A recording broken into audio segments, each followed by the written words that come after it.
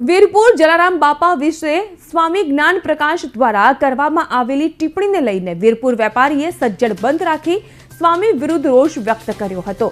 વીરપુર ગ્રામ પંચાયત ખાતે મોટી સંખ્યામાં એકઠા થઈને ભક્તો વેપારીઓએ સ્વામી વીરપુર આવી માફી માંગે તે પ્રકારની માંગણી કરી છે। વીરપુર ગાદીપતિ રઘુરામ બાપા દ્વારા ઉદારતા રાખી વેપારીઓને આજે દુકાનો ખોલી નાખવા માટેનું નિવેદન આપ્યું। ગાદીપતિના ઉદારતા ભર્યા વલણને લઈને વેપારીઓએ પોતપોતાની દુકાનો ખોલી વેપાર શરૂ કર્યો। વડતાલ ટેમ્પલ બોર્ડના ચેરમેન દેવ સ્વરૂપ સ્વામીએ વિડીયો કોન્ફરન્સના માધ્યમથી માફી માંગતા વિવાદનો સુખદ અંત આવ્યો।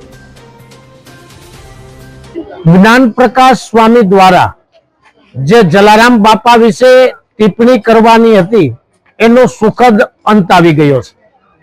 જલારામ બાપાની જગ્યાના ગાદીપતિ પૂજ્ય શ્રી રઘુરામ બાપા અને ભરતભાઈ ચાંદ્રાણી દ્વારા સ્વામીશ્રીએ ક્ષમા માગી લીધી છે।